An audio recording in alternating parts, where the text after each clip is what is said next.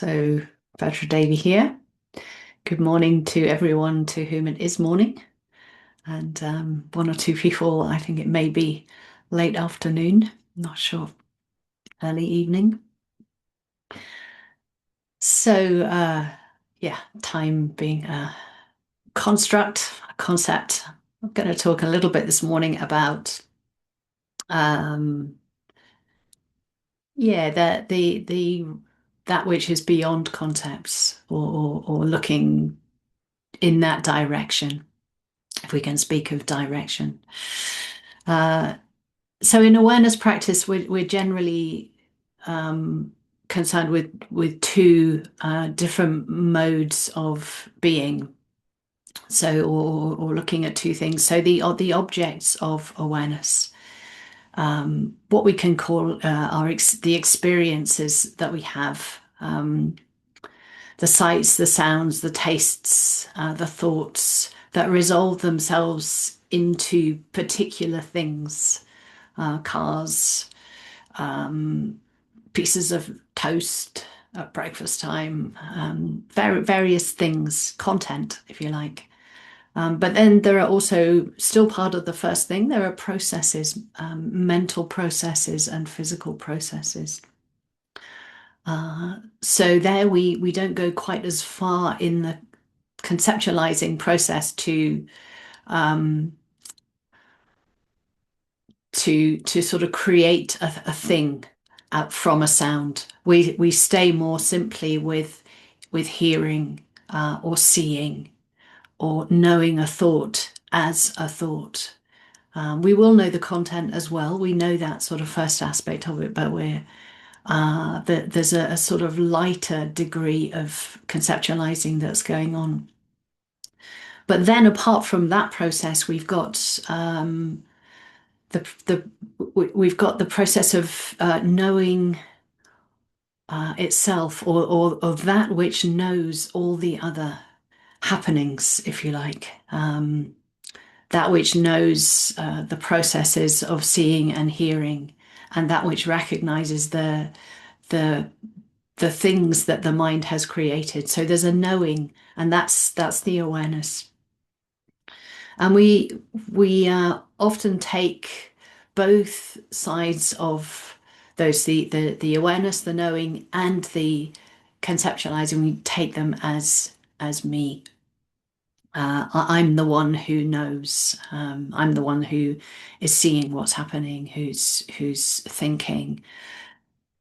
Um, so often yeah, we're taking ownership of all that's going on. And that's quite natural. That's what the mind does. But we can recognize that process, recognize that the ownership is being something is being grasped and seen as belonging to me or about me. But what we look to do with the awareness is to rest back in that awareness itself, connect with its qualities, with the spaciousness, openness.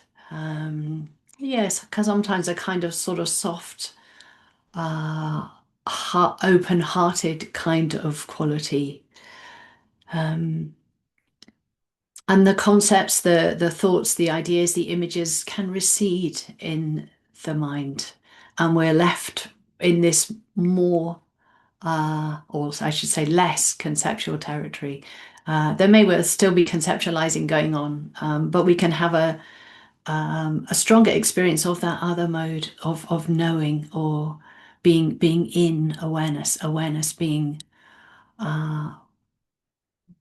what's there and feeling quite natural, but perhaps also a bit unfamiliar territory.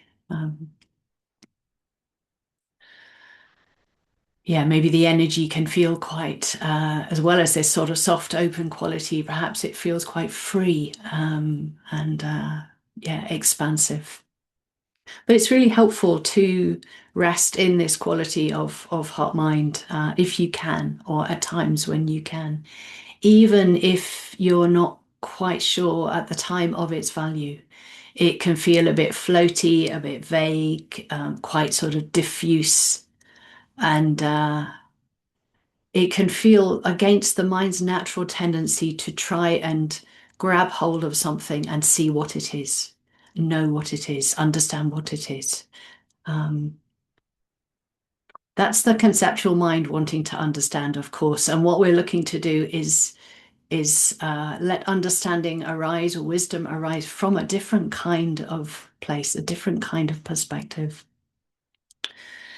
And that's wanting to know or that we can see. It's good to notice the conceptual mind doing that. If you notice the mind reaching out for footholds, for some kind of security or certainty about what's happening, notice that reaching out, and you might actually notice the what's been a vague sort of happening in the mind form itself into a more obvious concept, and perhaps like there's perhaps some sort of awareness of thinking, and you can almost see how just making another little move, then you're more identified with what the thought is about.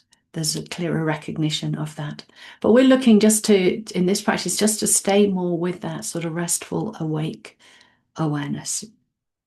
Connect with a simple knowing. That's enough, if you like. Um, it's really helpful to have experiences where the conceptual mode takes a back seat.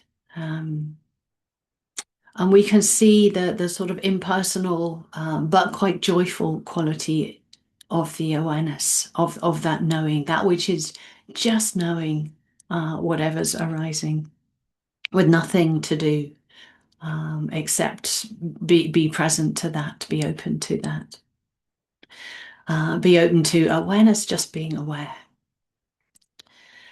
And this kind of experience can be really sort of restorative at quite a deep level in one's being. That sense of, well, all the qualities I've mentioned, but particularly around freedom and very confidence giving.